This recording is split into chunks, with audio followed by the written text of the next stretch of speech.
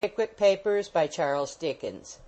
Chapter 34 is wholly devoted to a full and faithful report of the memorable trial of Bardell against Pickwick. "I wonder what the foreman of the jury, whoever he'll be, has got for breakfast," said Mr. Snodgrass, by way of keeping up a conversation on the eventful morning of the 14th of February. "Ah," said Perker, "I hope he's got a good one." "Why so?" inquired Mr. Pickwick. "Highly important, very important, my dear sir," replied Perker. "A good, contented, well-breakfasted juryman is a capital thing to get hold of. Discontented or hungry jurymen, my dear sir, always fine for the plaintiff." "Bless my heart," said Mr. Pickwick, looking very blank. "What do they do that for?" "Why, I don't know," replied the little man coolly. "Saves time, I suppose. If it's near dinner time, the foreman takes out his watch when the jury has retired and says, 'Dear me, gentlemen, 10 minutes to 5, I declare. I dine at 5, gentlemen.' 'So do I,' says everybody else, except two men who ought to have dined at 3 and seem more than half disposed to stand out in consequence. The foreman smiles and puts up his watch. 'Well, gentlemen, what do we say? Plaintiff or defendant, gentlemen? I rather think, so far as I am concerned, gentlemen, I say I rather think, but don't let that influence you, I rather think the plaintiff's the man.' Upon this, 2 or 3 other men are sure to say that they think so too, as of course they do, and then they get on very unanimously and comfortably. 10 minutes past 9, said the little man, looking at his watch. "Time we were off, my dear sir. Breach of promise trial court is generally full in such cases. You had better ring for a coach, my dear sir, or we shall be rather late."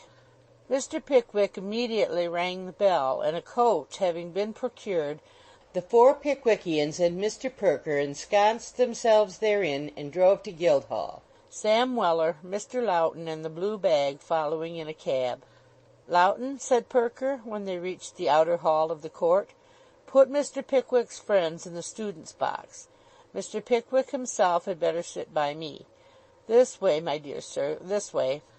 Taking Mr. Pickwick by the coat sleeve, the little man led him to the low seat just beneath the desks of the King's Counsel, which is constructed for the convenience of attorneys, who from that spot can whisper into the ear of the leading counsel in the case any instructions that may be necessary during the progress of the trial. The occupants of this seat are invisible to the great body of spectators, inasmuch as they sit on a much lower level than either the barristers or the audience, whose seats are raised above the floor. Of course they have their backs to both, and their faces towards the judge.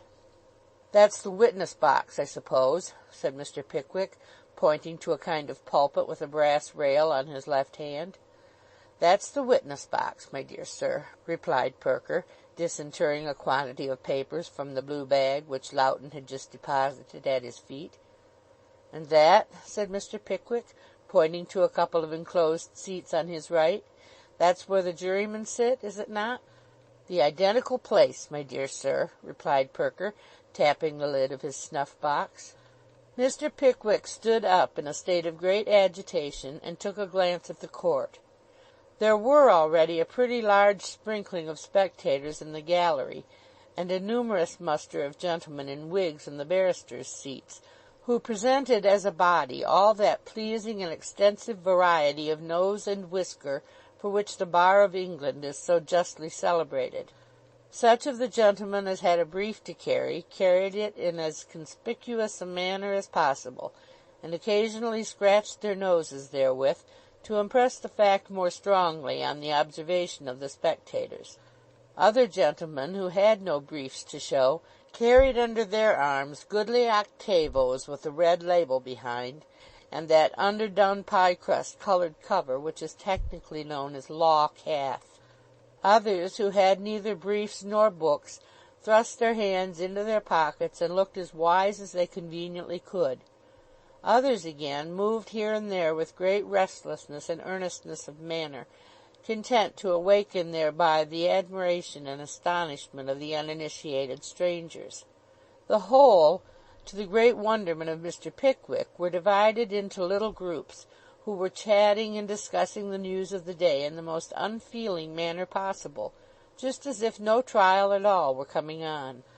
A bow from Mr. Funky as he entered and took his seat behind the row appropriated to the King's Counsel attracted Mr. Pickwick's attention, and he had scarcely returned it when Mr. Sergeant Snubbin appeared, followed by Mr. Mallard, who half hid the sergeant behind a large crimson bag which he placed on his table, and after shaking hands with Perker, withdrew.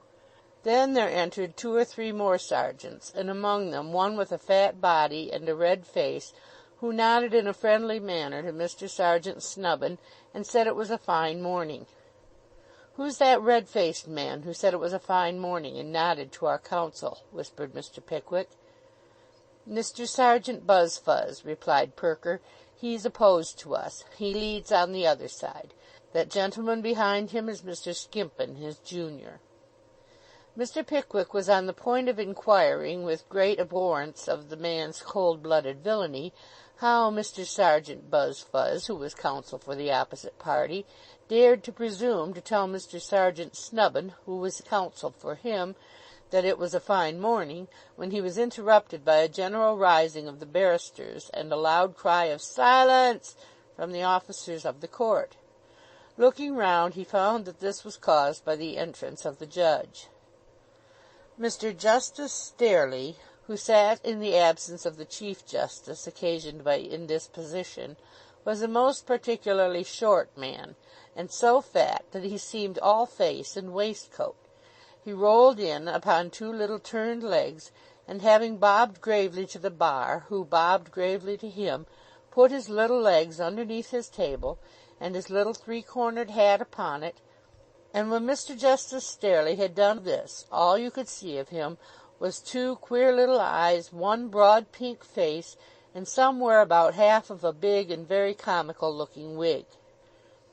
The judge had no sooner taken his seat than the officer on the floor of the court called out "Silence!" in a commanding tone, upon which another officer in the gallery cried "Silence!" in an angry manner, whereupon 3 or 4 more ushers shouted "Silence!" in a voice of indignant remonstrance. This being done, a gentleman in black, who sat below the judge, proceeded to call over the names of the jury, and after a great deal of bawling it was discovered that only 10 special jurymen were present. Upon this Mr. Sergeant Buzfuz prayed a tales. The gentleman in black then proceeded to press into the special jury 2 of the common jurymen, and a greengrocer and a chemist were caught directly. "Answer to your names, gentlemen, that you may be sworn," said the gentleman in black. "Richard Upwitch." "Here," said the greengrocer. "Thomas Groffin." "Here," said the chemist. "Take the book, gentlemen. You shall well and truly try—" "I beg this court's pardon," said the chemist, who was a tall, thin, yellow-visaged man, "but I hope this court will excuse my attendance." "On what grounds, sir?" said Mr. Justice Stareleigh. "I have no assistant, my lord," said the chemist. "I can't help that, sir," replied Mr. Justice Stareleigh. "You should hire one."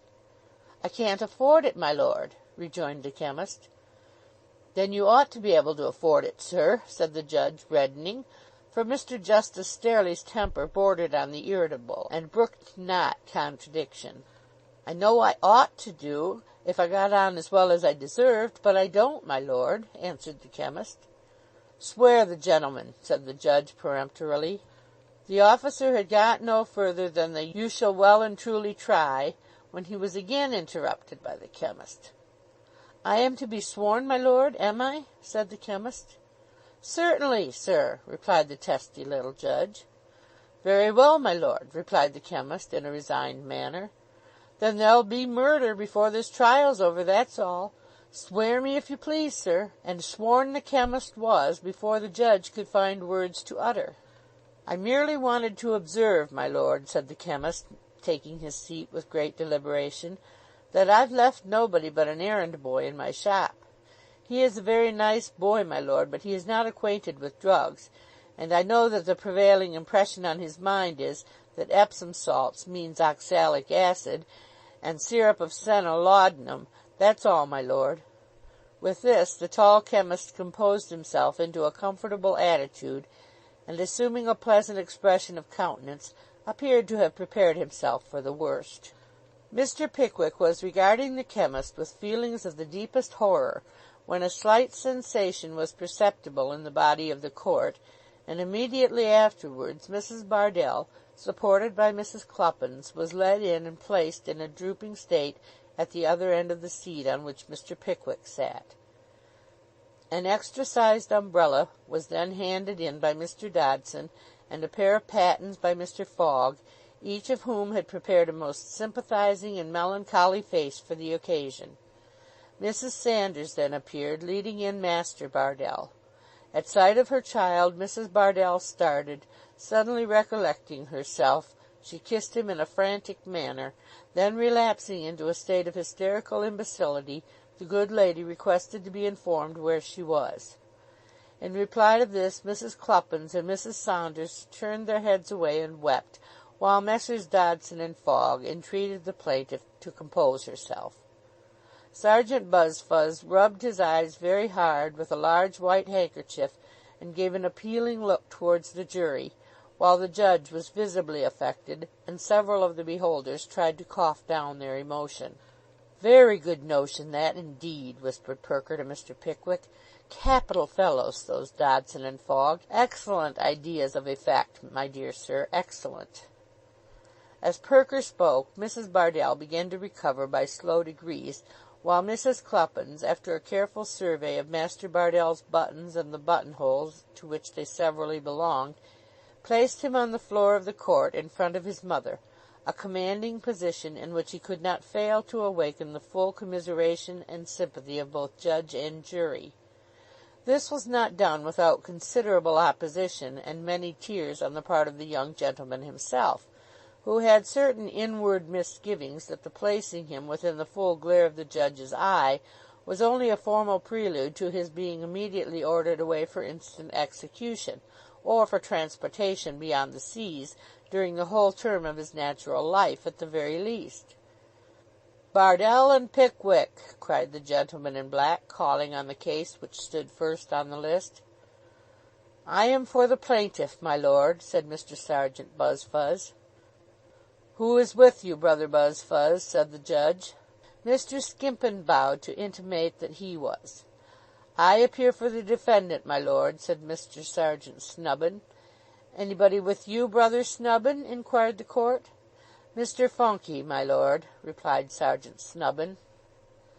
"Sergeant Buzfuz and Mr. Skimpin for the plaintiff," said the judge, writing down the names in his note-book and reading as he wrote.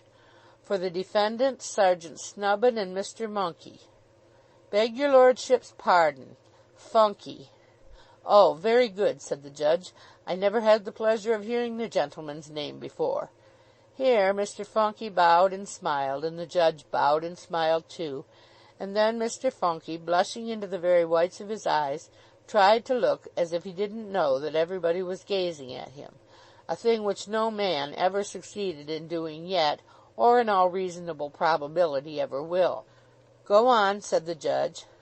The ushers again called silence, and Mr. Skimpin proceeded to open the case, and the case appeared to have very little inside it when he had opened it, for he kept such particulars as he knew completely to himself, and sat down after a lapse of 3 minutes, leaving the jury in precisely the same advanced state of wisdom as they were in before. Sergeant Buzfuz then rose with all the majesty and dignity which the grave nature of the proceedings demanded, and having whispered to Dodson and conferred briefly with Fogg, pulled his gown over his shoulders, settled his wig, and addressed the jury. Sergeant Buzfuz began by saying that never, in the whole course of his professional experience, never, from the very first moment of his applying himself to the study and practice of the law, had he approached a case with feelings of such deep emotion, or with such a heavy sense of the responsibility imposed upon him. A responsibility, he would say, which he could never have supported were he not buoyed up and sustained by a conviction so strong that it amounted to positive certainty that the cause of truth and justice, or in other words, the cause of his much injured and most oppressed client, must prevail with the high-minded and intelligent dozen of men whom he now saw in that box before him. Counsel usually begin in this way because it puts the jury on the very best terms with themselves, and makes them think what sharp fellows they must be. A visible effect was produced immediately, several jurymen beginning to take voluminous notes with the utmost eagerness. "You have heard from my learned friend, gentlemen," continued Sergeant Buzfuz, well knowing that from the learned friend alluded to, the gentlemen of the jury had heard just nothing at all. "You have heard from my learned friend, gentlemen, that this is an action for a breach of promise of marriage, in which the damages are laid at £1,500. But you have not heard from my learned friend, inasmuch as it did not come within my learned friend's province to tell you, what are the facts and circumstances of the case. Those facts and circumstances, gentlemen, you shall hear detailed by me, and proved by the unimpeachable female whom I will place in that box before you." Here Mr. Sergeant Buzfuz, with a tremendous emphasis on the word box, smote his table with a mighty sound, and glanced at Dodson and Fogg, who nodded admiration of the sergeant and indignant defiance of the defendant.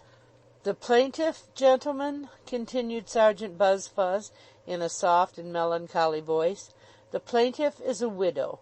Yes, gentlemen, a widow.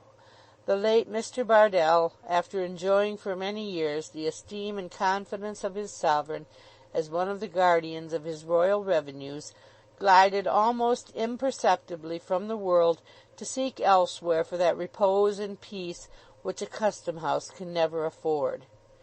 At this pathetic description of the decease of Mr. Bardell, who had been knocked on the head with a quart pot in a public-house cellar, the learned sergeant's voice faltered, and he proceeded with emotion. Some time before his death, he had stamped his likeness upon a little boy. With this little boy, the only pledge of her departed exciseman, Mrs. Bardell shrank from the world and courted the retirement and tranquillity of Goswell Street, and here she placed in her front parlour window a written placard bearing this inscription: "Apartments furnished for a single gentleman. Inquire within." Here Sergeant Buzfuz paused, while several gentlemen of the jury took a note of the document. "There is no date to that, is there?" inquired a juror. "There is no date, gentlemen," replied Sergeant Buzfuz, "but I am instructed to say that it was put in the plaintiff's parlour window just this time 3 years. I entreat the attention of the jury to the wording of this document: apartments furnished for a single gentleman. Mrs. Bardell's opinions of the opposite sex, gentlemen, were derived from a long contemplation of the inestimable qualities of her lost husband. She had no fear, she had no distrust, she had no suspicion. All was confidence and reliance. Mr. Bardell," said the widow, "Mr. Bardell was a man of honour. Mr. Bardell was a man of his word. Mr. Bardell was no deceiver. Mr. Bardell was once a single gentleman himself. To single gentlemen I look for protection, for assistance, for comfort, and for consolation. In single gentlemen I shall perpetually see something to remind me of what Mr. Bardell was when he first won my young and untried affections. To a single gentleman, then, shall my lodgings be let." Actuated by this beautiful and touching impulse, among the best impulses of our imperfect nature, gentlemen, the lonely and desolate widow dried her tears, furnished her first floor, caught her innocent boy to her maternal bosom, and put the bill up in her parlour window. Did it remain there long? No. The serpent was on the watch. The train was laid. The mine was preparing. The sapper and miner was at work. Before the bill had been in the parlour window 3 days. 3 days, gentlemen! A being, erect upon 2 legs, and bearing all the outward semblance of a man, and not of a monster, knocked at the door of Mrs. Bardell's house. He inquired within. He took the lodgings, and on the very next day he entered into possession of them. This man was Pickwick. Pickwick, the defendant. Sergeant Buzfuz, who had proceeded with such volubility that his face was perfectly crimson, here paused for breath. The silence awoke Mr. Justice Stareleigh, who immediately wrote down something with a pen without any ink in it, and looked unusually profound, to impress the jury with the belief that he always thought most deeply with his eyes shut. Sergeant Buzfuz proceeded. "Of this man Pickwick I will say little. The subject presents but few attractions, and I, gentlemen, am not the man, nor are you, gentlemen, the men, to delight in the contemplation of revolting heartlessness and of systematic villainy." Here Mr. Pickwick, who had been writhing in silence for some time, gave a violent start, as if some vague idea of assaulting Sergeant Buzfuz, in the august presence of justice and law, suggested itself to his mind. An admonitory gesture from Perker restrained him, and he listened to the learned gentleman's continuation with a look of indignation, which contrasted forcibly with the admiring faces of Mrs. Cluppins and Mrs. Sanders. "I say systematic villainy, gentlemen," said Sergeant Buzfuz, looking through Mr. Pickwick and talking at him. "And when I say systematic villainy, let me tell the defendant Pickwick, if he be in court, as I am informed he is, that it would have been more decent in him, more becoming, in better judgment and in better taste, if he had stopped away. Let me tell him, gentlemen, that any gestures of dissent or disapprobation in which he may indulge in this court will not go down with you, that you will know how to value and how to appreciate them, and let me tell him further, as my lord will tell you, gentlemen, that a counsel, in the discharge of his duty to his client, is neither to be intimidated, nor bullied, nor put down, and that any attempt to do either the one or the other, or the first or the last, will recoil on the head of the attempter, be he plaintiff or be he defendant, be his name Pickwick or Noakes or Stokes or Stiles or Brown or Thompson." This little divergence from the subject in hand had, of course, the intended effect of turning all eyes to Mr. Pickwick. Sergeant Buzfuz, having partially recovered from the state of moral elevation into which he had lashed himself, resumed. "I shall show you, gentlemen, that for 2 years Pickwick continued to reside constantly and without interruption or intermission at Mrs. Bardell's house. I shall show you that Mrs. Bardell, during the whole of that time, waited on him, attended to his comforts, cooked his meals, looked out his linen for the washerwoman when it went abroad, darned, aired, and prepared it for wear when it came home, and in short enjoyed his fullest trust and confidence. I shall show you that on many occasions he gave halfpence, and on some occasions even sixpences, to her little boy, and I shall prove to you, by a witness whose testimony it will be impossible for my learned friend to weaken or controvert, that on one occasion he patted the boy on the head, and after inquiring whether he had won any alley tours or comedies lately, both of which I understand to be a particular species of marbles much prized by the youth of this town, made use of this remarkable expression: 'How should you like to have another father?' I shall prove to you, gentlemen, that about a year ago Pickwick suddenly began to absent himself from home during long intervals, as if with the intention of gradually breaking off from my client. But I shall show you also that his resolution was not at that time sufficiently strong, or that his better feelings conquered, if better feelings he has, or that the charms and accomplishments of my client prevailed against his unmanly intentions, by proving to you that on one occasion, when he returned from the country, he distinctly and in terms offered her marriage, previously, however, taking special care that there would be no witness to their solemn contract.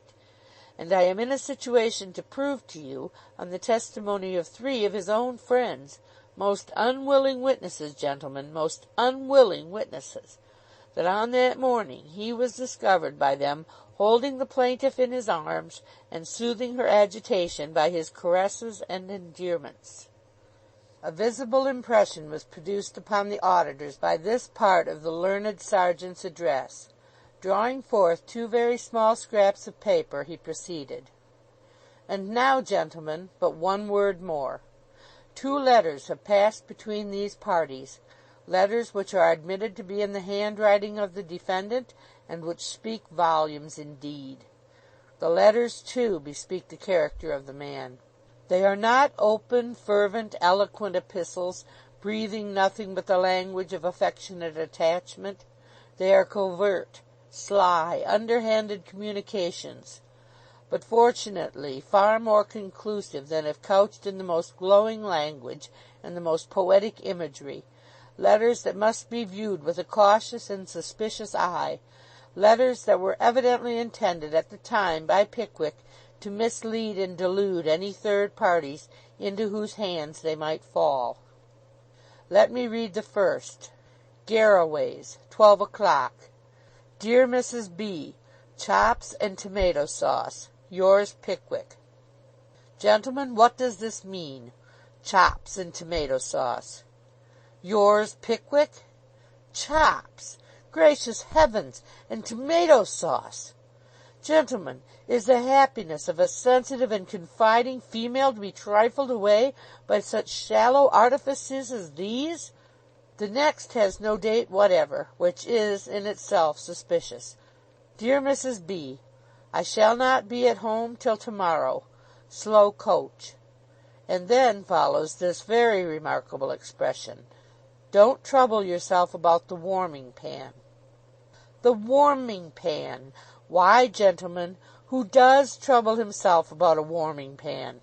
When was the peace of mind of man or woman broken or disturbed by a warming pan, which is in itself a harmless, a useful, and I will add, gentlemen, a comforting article of domestic furniture? Why is Mrs. Bardell so earnestly entreated not to agitate herself about this warming pan, unless, as is no doubt the case, it is a mere cover for hidden fire, a mere substitute for some endearing word or promise, agreeably to a preconcerted system of correspondence, artfully contrived by Pickwick with a view to his contemplated desertion, and which I am not in a condition to explain? And what does this allusion to the slow coach mean? For aught I know, it may be a reference to Pickwick himself, who has most unquestionably been a criminally slow coach during the whole of this transaction, but whose speed will now be very unexpectedly accelerated, and whose wheels, gentlemen, as he will find to his cost, will very soon be greased by you. Mr. Sergeant Buzfuz paused in this place to see whether the jury smiled at his joke, but as nobody took it but the greengrocer, whose sensitiveness on the subject was very probably occasioned by his having subjected a chaise cart to the process in question on that identical morning, the learned sergeant considered it advisable to undergo a slight relapse into the dismals before he concluded. But enough of this, gentlemen, said Mr. Sergeant Buzfuz. It is difficult to smile with an aching heart. It is ill jesting when our deepest sympathies are awakened. My client's hopes and prospects are ruined, and it is no figure of speech to say that her occupation is gone indeed. The bill is down, but there is no tenant. Eligible single gentlemen pass and repass, but there is no invitation for to inquire within or without. All is gloom and silence in the house. Even the voice of the child is hushed. His infant sports are disregarded when his mother weeps. His alley tours and his comedies are alike neglected. He forgets the long familiar cry of knuckle down, and at tip cheese or odd and even his hand is out. But Pickwick, gentlemen, Pickwick, the ruthless destroyer of this domestic oasis in the desert of Goswell Street, Pickwick, who has choked up the well and thrown ashes on the sward, Pickwick, who comes before you today with his heartless tomato sauce and warming pans, Pickwick still rears his head with unblushing effrontery and gazes without a sigh on the ruin he has made. Damages, gentlemen, heavy damages as the only punishment with which you can visit him, the only recompense you can award to my client, and for those damages she now appeals to an enlightened, a high-minded, a right-feeling, a conscientious, a dispassionate, a sympathizing, a contemplative jury of her civilized countrymen. With this beautiful peroration Mr. Sergeant Buzfuz sat down, and Mr. Justice Stareleigh woke up. "Call Elizabeth Cluppins," said Sergeant Buzfuz, rising a minute afterwards with renewed vigour. The nearest usher called for Elizabeth Tuppins. Another one, at a little distance off, demanded Elizabeth Jupkins, and a third rushed in a breathless state into King Street and screamed for Elizabeth Muffins till he was hoarse. Meanwhile, Mrs. Cluppins, with the combined assistance of Mrs. Bardell, Mrs. Sanders, Mr. Dodson, and Mr. Fogg, was hoisted into the witness box, and when she was safely perched on the top step, Mrs. Bardell stood on the bottom one, with the pocket-handkerchief and pattens in one hand, and a glass bottle that might hold about 1/4 of a pint of smelling salts in the other, ready for any emergency.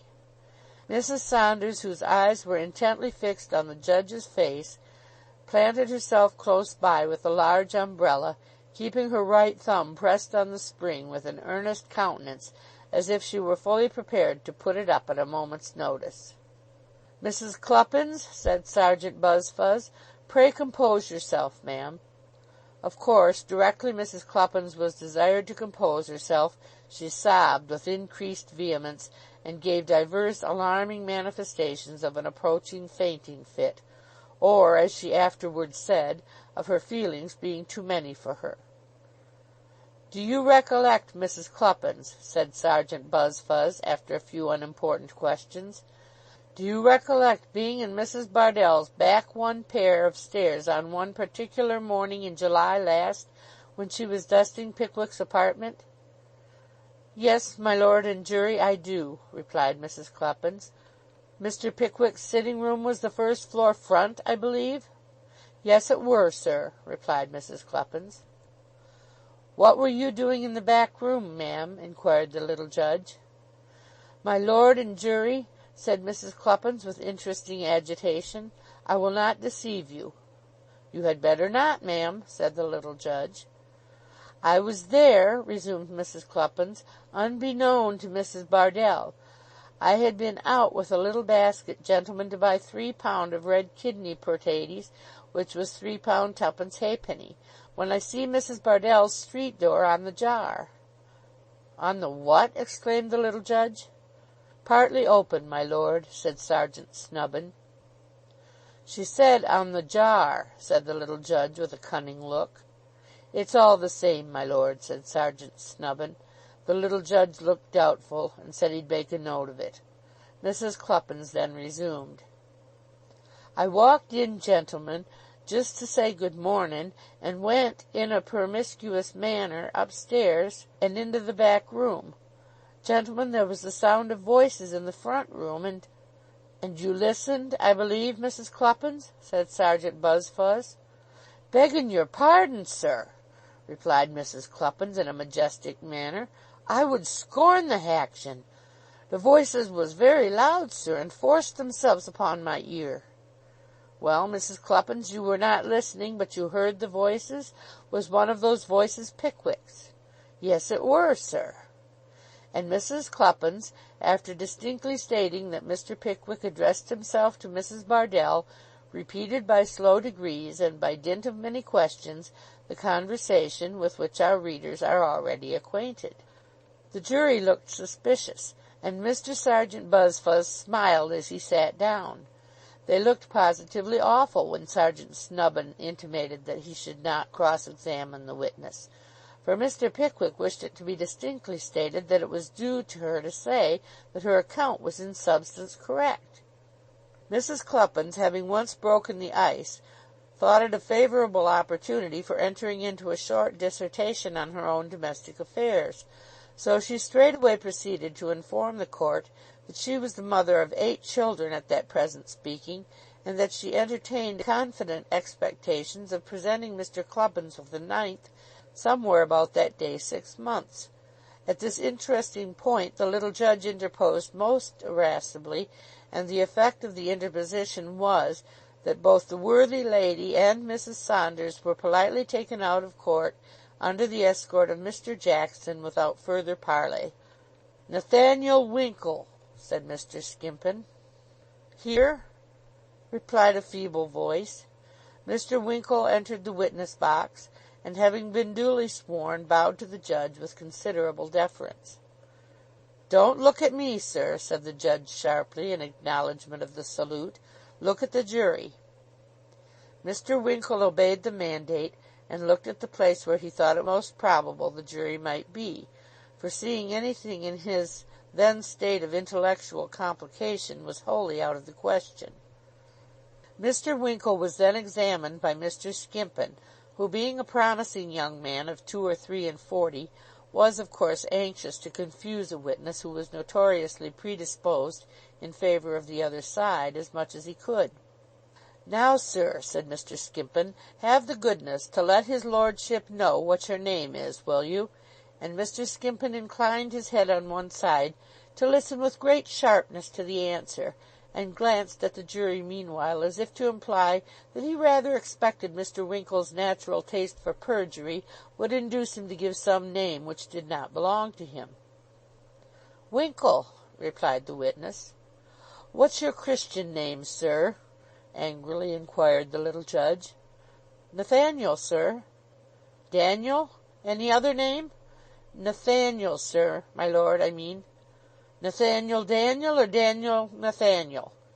"No, my lord, only Nathaniel, not Daniel at all." "What did you tell me it was Daniel for, then, sir?" inquired the judge. "I didn't, my lord," replied Mr. Winkle. "You did, sir," replied the judge, with a severe frown. "How could I have got Daniel on my notes unless you told me so, sir?" This argument was, of course, unanswerable. "Mr. Winkle has rather a short memory, my lord," interposed Mr. Skimpin, with another glance at the jury. "We shall find means to refresh it before we have quite done with him, I dare say." "You had better be careful, sir," said the little judge, with a sinister look at the witness. Poor Mr. Winkle bowed, and endeavoured to feign an easiness of manner which, in his then state of confusion, gave him rather the air of a disconcerted pickpocket. "Now, Mr. Winkle," said Mr. Skimpin, "attend to me, if you please, sir, and let me recommend you, for your own sake, to bear in mind his lordship's injunctions to be careful. I believe you are a particular friend of Mr. Pickwick, the defendant, are you not?" "I have known Mr. Pickwick now, as well as I recollect at this moment, nearly—" "Pray, Mr. Winkle, do not evade the question. Are you, or are you not, a particular friend of the defendant's?"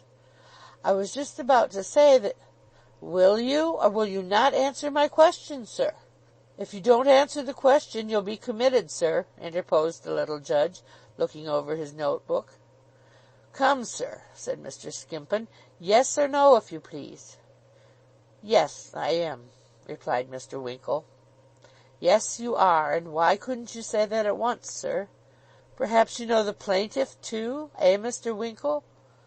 "I don't know her. I've seen her." "Oh, you don't know her, but you've seen her.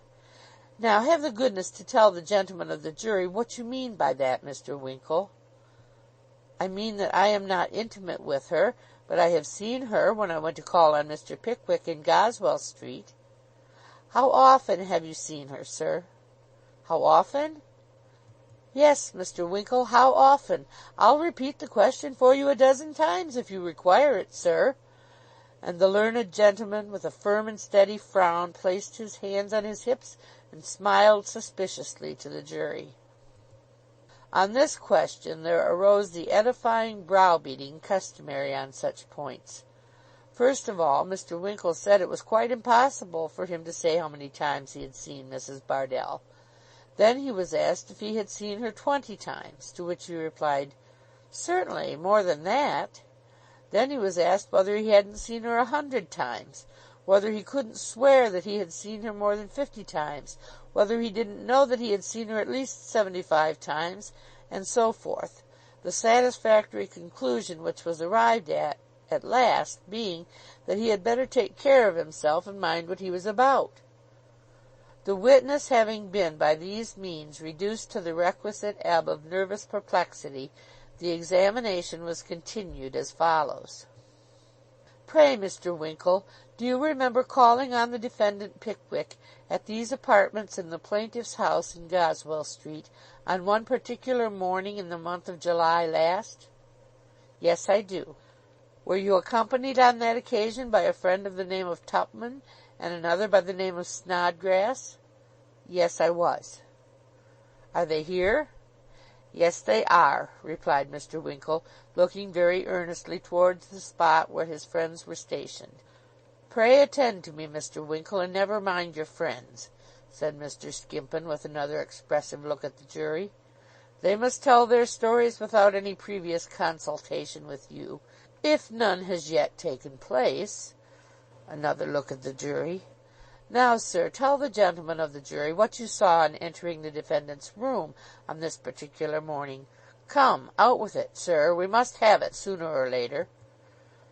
The defendant, Mr. Pickwick, was holding the plaintiff in his arms with his hands clasping her waist, replied Mr. Winkle with natural hesitation, and the plaintiff appeared to have fainted away. Did you hear the defendant say anything? I heard him call Mrs. Bardell a good creature, and I heard him ask her to compose herself, for what a situation it was if anybody should come, or words to that effect.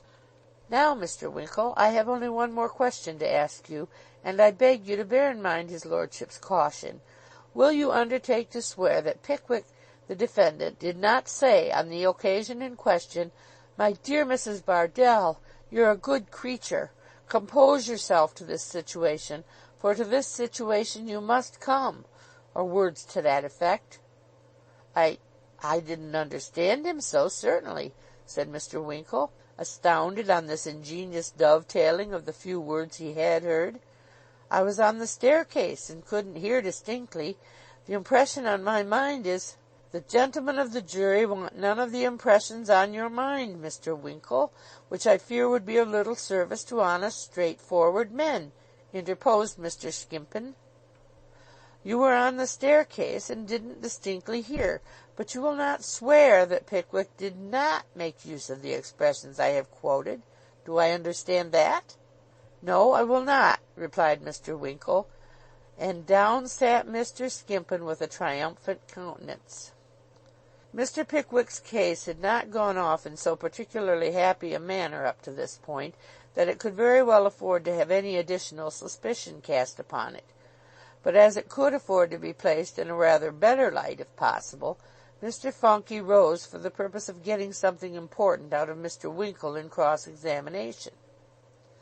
Whether he did get anything important out of him will immediately appear.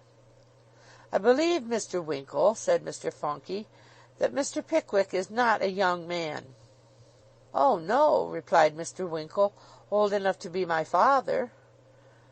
You have told my learned friend that you have known Mr. Pickwick a long time. Had you ever any reason to suppose or believe that he was about to be married? Oh, no, certainly not, replied Mr. Winkle, with so much eagerness that Mr. Funky ought to have got him out of the box with all possible dispatch.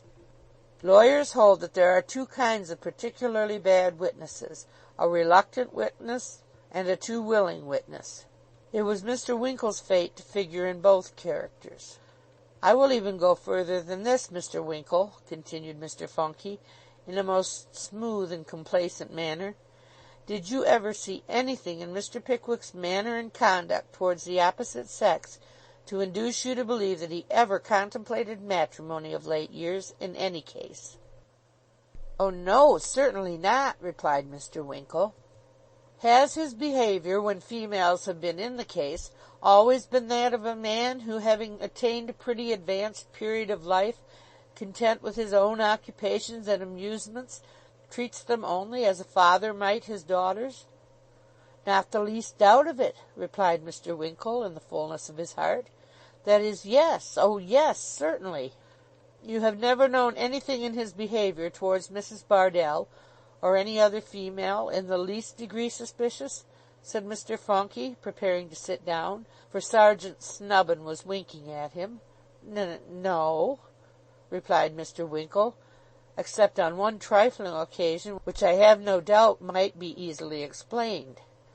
Now, if the unfortunate Mr. Funky had sat down when Sergeant Snubbin had winked at him, or if Sergeant Buzfuz had stopped this irregular cross-examination at the outset, which he knew better than to do, observing Mr. Winkle's anxiety, and well knowing it would in all probability lead to something serviceable to him, this unfortunate admission would not have been elicited. The moment the words fell from Mr. Winkle's lips, Mr. Funky sat down, and Sergeant Snubbin rather hastily told him he might leave the box, which Mr. Winkle prepared to do with great readiness, when Sergeant Buzfuz stopped him. "Stay, Mr. Winkle, stay," said Sergeant Buzfuz. "Will your lordship have the goodness to ask him what this one instance of suspicious behaviour towards females on the part of this gentleman, who is old enough to be his father, was?" "You hear what the learned counsel says, sir," observed the judge, turning to the miserable and agonized Mr. Winkle. "Describe the occasion to which you refer." "My lord," said Mr. Winkle, trembling with anxiety, I'd rather not." "Perhaps so," said the little judge, "but you must." Amid the profound silence of the whole court, Mr. Winkle faltered out that the trifling circumstance of suspicion was Mr. Pickwick's being found in a lady's sleeping apartment at midnight, which had terminated, he believed, in the breaking off of the projected marriage of the lady in question, and had led, he knew, to the whole party being forcibly carried before George Nupkins, Esquire, magistrate and justice of the peace for the borough of Ipswich. "You may leave the box, sir," said Sergeant Snubbin. Mr. Winkle did leave the box, and rushed with delirious haste to the George and Vulture, where he was discovered some hours after by the waiter, groaning in a hollow and dismal manner, with his head buried beneath the sofa cushions. Tracy Tupman and Augustus Snodgrass were severally called into the box. Both corroborated the testimony of their unhappy friend, and each was driven to the verge of desperation by excessive badgering. Susanna Saunders was then called and examined by Sergeant Buzfuz, and cross-examined by Sergeant Snubbin.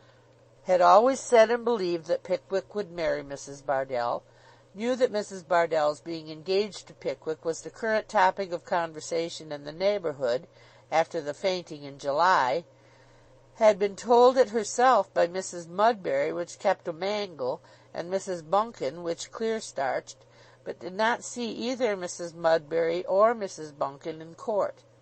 Had heard Pickwick ask the little boy how he should like to have another father. Did not know that Mrs. Bardell was at that time keeping company with a baker, but did know that the baker was then a single man and is now married. Couldn't swear that Mrs. Bardell was not very fond of the baker, but should think that the baker was not very fond of Mrs. Bardell, or he wouldn't have married somebody else. Thought Mrs. Bardell fainted away on the morning in July because Pickwick asked her to name the day. Knew that she, witness, fainted away stone dead when Mr. Saunders asked her to name the day, and believed that everybody as called herself a lady would do the same under similar circumstances. Heard Pickwick ask the boy the question about the marbles, but upon her oath did not know the difference between an alley tour and a comedy. By the court. During the period of her keeping company with Mr. Saunders had received love letters like other ladies. In the course of their correspondence Mr. Saunders had often called her a duck, but never chops, nor yet tomato sauce. He was particularly fond of ducks.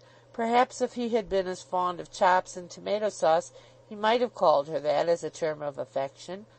Sergeant Buzfuz now rose with more importance than he had yet exhibited, if that were possible, and vociferated, "Call Samuel Weller." It was quite unnecessary to call Samuel Weller, for Samuel Weller stepped briskly into the box the instant his name was pronounced, and placing his hat on the floor and his arms on the rail, took a bird's-eye view of the bar and a comprehensive survey of the bench, with a remarkably cheerful and lively aspect. "What's your name, sir?" inquired the judge. "Sam Weller, my lord," replied that gentleman. "Do you spell it with a V or a W?" inquired the judge. "That depends upon the taste and fancy of the speller, my lord," replied Sam.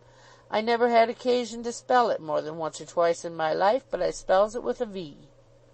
Here a voice in the gallery exclaimed aloud, "Quite right too, Samivel, quite right. Put it down a we, my lord, put it down a we."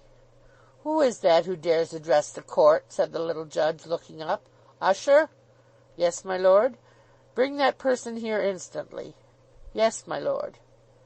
But as the usher didn't find the person, he didn't bring him, and after a great commotion all the people who had got up to look for the culprit sat down again. The little judge turned to the witness as soon as his indignation would allow him to speak, and said, "Do you know who that was, sir?" "I rayther suspect it was my father, my lord," replied Sam. "Do you see him here now?" said the judge. "No, I don't, my lord," replied Sam, staring right up into the lantern at the roof of the court. "If you could have pointed him out, I would have committed him instantly," said the judge. Sam bowed his acknowledgments, and turned with unimpaired cheerfulness of countenance towards Sergeant Buzfuz. "Now, Mr. Weller," said Sergeant Buzfuz. "Now, sir," replied Sam. "I believe you are in the service of Mr. Pickwick, the defendant in this case. Speak up, if you please, Mr. Weller." "I mean to speak up, sir," replied Sam. "I am in the service of that 'ere gentleman, and a wery good service it is." "Little to do and plenty to get, I suppose," said Sergeant Buzfuz with jocularity. "Oh, quite enough to get, sir, as the soldier said when they ordered him 350 lashes," replied Sam. "You must not tell us what the soldier or any other man said, sir," interposed the judge. "It's not evidence." "Wery good, my lord," replied Sam. "Do you recollect anything particular happening on the morning when you were first engaged by the defendant? Mr. Weller?" said Sergeant Buzfuz. "Yes, I do, sir," replied Sam. "Have the goodness to tell the jury what it was." "I had a reg'lar new fit out o' clothes that mornin', gentlemen of the jury," said Sam, "and that was a wery partickler and uncommon circumstance with me in those days." Hereupon there was a general laugh, and the little judge, looking with an angry countenance over his desk, said, "You had better be careful, sir." "So Mr. Pickwick said at the time, my lord," replied Sam, "and I was wery careful of that 'ere suit o' clothes. Wery careful indeed, my lord." The judge looked sternly at Sam for full 2 minutes, but Sam's features were so perfectly calm and serene that the judge said nothing, and motioned Sergeant Buzfuz to proceed. "Do you mean to tell me, Mr. Weller," said Sergeant Buzfuz, folding his arms emphatically and turning half round to the jury, as if in mute assurance that he would bother the witness yet, "do you mean to tell me, Mr. Weller, that you saw nothing of this fainting on the part of the plaintiff in the arms of the defendant, which you have heard described by the witnesses?" "Certainly not," replied Sam. "I was in the passage till they called me up, and then the old lady was not there." "Now attend, Mr. Weller," said Sergeant Buzfuz, dipping a large pen into the inkstand before him for the purpose of frightening Sam with a show of taking down his answer. "You were in the passage, and yet saw nothing of what was going forward. Have you a pair of eyes, Mr. Weller?" "Yes, I have a pair of eyes," replied Sam, "and that's just it. If they was a pair of patent double million magnifying gas microscopes of hextra power, p'raps I might be able to see through a flight o' stairs and a deal door, but being only eyes, you see, my wision's limited." At this answer, which was delivered without the slightest appearance of irritation, and with the most complete simplicity and equanimity of manner, the spectators tittered, the little judge smiled, and Sergeant Buzfuz looked particularly foolish. After a short consultation with Dodson and Fogg, the learned sergeant again turned towards Sam, and said, with a painful effort to conceal his vexation, "Now, Mr. Weller, I'll ask you a question on another point, if you please." "If you please, sir," rejoined Sam, with the utmost good humour. "Do you remember going up to Mrs. Bardell's house one night in November last?" "Oh, yes, wery well." "Oh, you do remember that, Mr. Weller," said Sergeant Buzfuz, recovering his spirits. "I thought we should get at something at last." "I rather thought that too, sir," replied Sam, and at this the spectators tittered again. "Well, I suppose you went up to have a little talk about this trial, eh, Mr. Weller?" said Sergeant Buzfuz, looking knowingly at the jury. "I went up to pay the rent, but we did get a talking about the trial," replied Sam. "Oh, you did get a talking about the trial," said Sergeant Buzfuz, brightening up with the anticipation of some important discovery. "Now, what passed about the trial? Will you have the goodness to tell us, Mr. Weller?" "With all the pleasure in life, sir," replied Sam. "Arter a few unimportant obserwations from the two wirtuous females as has been examined here to-day, the ladies gets into a very great state of admiration at the honourable conduct of Mr. Dodson and Fogg, them two gentlemen as is settin' near you now." This, of course, drew general attention to Dodson and Fogg, who looked as virtuous as possible. "The attorneys for the plaintiff," said Mr. Sergeant Buzfuz. "Well, they spoke in high praise of the honourable conduct of Messrs. Dodson and Fogg, the attorneys for the plaintiff, did they?" "Yes," said Sam. "They said what a wery generous thing it was of them to have taken up the case on spec, and to charge nothing at all for costs unless they got 'em out of Mr. Pickwick." At this very unexpected reply the spectators tittered again, and Dodson and Fogg, turning very red, leaned over to Sergeant Buzfuz and in a hurried manner whispered something in his ear. "You are quite right," said Sergeant Buzfuz aloud, with affected composure. "It's perfectly useless, my lord, attempting to get at any evidence through the impenetrable stupidity of this witness. I will not trouble the court by asking him any more questions. Stand down, sir." "Would any other gentleman like to ask me anything?" inquired Sam, taking up his hat and looking round most deliberately. "Not I, Mr. Weller, thank you," said Sergeant Snubbin, laughing. "You may go down, sir," said Sergeant Buzfuz, waving his hand impatiently. Sam went down accordingly, after doing Messrs. Dodson and Fogg's case as much harm as he conveniently could, and saying just as little respecting Mr. Pickwick as might be, which was precisely the object he had had in view all along. "I have no objection to admit, my lord," said Sergeant Snubbin, "if it will save the examination of another witness, that Mr. Pickwick has retired from business, and is a gentleman of considerable independent property." "Very well," said Sergeant Buzfuz, putting in the two letters to be read. "Then that's my case, my lord." Sergeant Snubbin then addressed the jury on behalf of the defendant, and a very long and a very emphatic address he delivered, in which he bestowed the highest possible eulogiums on the conduct and character of Mr. Pickwick. But inasmuch as our readers are far better able to form a correct estimate of that gentleman's merits and deserts than Sergeant Snubbin could possibly be, we do not feel called upon to enter at any length into the learned gentleman's observations. He attempted to show that the letters which had been exhibited merely related to Mr. Pickwick's dinner, or to the preparations for receiving him in his apartments on his return from some country excursion.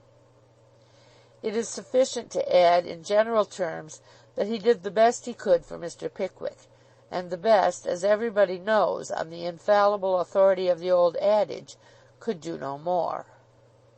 Mr. Justice Stareleigh summed up in the old established and most approved form. He read as much of his notes to the jury as he could decipher on so short a notice, and made running comments on the evidence as he went along. If Mrs. Bardell were right, it was perfectly clear that Mr. Pickwick was wrong, and if they thought the evidence of Mrs. Cluppins worthy of credence, they would believe it, and if they didn't, why, they wouldn't. If they were satisfied that a breach of promise of marriage had been committed, they would find for the plaintiff with such damages as they thought proper, and if, on the other hand, it appeared to them that no promise of marriage had ever been given, they would find for the defendant with no damages at all. The jury then retired to their private room to talk the matter over, and the judge retired to his private room to refresh himself with a mutton chop and a glass of sherry. An anxious quarter of an hour elapsed. The jury came back. The judge was fetched in. Mr. Pickwick put on his spectacles and gazed at the foreman with an agitated countenance and a quickly beating heart. "Gentlemen," said the individual in black, "are you all agreed upon your verdict?" "We are," replied the foreman. "Do you find for the plaintiff, gentlemen, or for the defendant?" "For the plaintiff." "With what damages, gentlemen?" £750.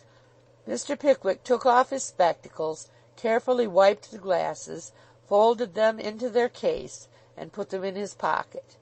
Then, having drawn on his gloves with great nicety, and stared at the foreman all the while, he mechanically followed Mr. Perker and the blue bag out of court. They stopped in a side room while Perker paid the court fees, and here Mr. Pickwick was joined by his friends. Here, too, he encountered Messrs. Dodson and Fogg, rubbing their hands with every token of outward satisfaction. "Well, gentlemen," said Mr. Pickwick. "Well, sir," said Dodson, for self and partner. "You imagine you'll get your costs, don't you, gentlemen?" said Mr. Pickwick. Fogg said they thought it rather probable. Dodson smiled and said they'd try. "You may try and try and try again, Messrs. Dodson and Fogg," said Mr. Pickwick vehemently, "but not one farthing of costs or damages do you ever get from me if I spend the rest of my existence in a debtor's prison." "Ha, ha!" laughed Dodson. "You'll think better of that before next term, Mr. Pickwick." "Ha, ha, ha! We'll soon see about that, Mr. Pickwick," grinned Fogg.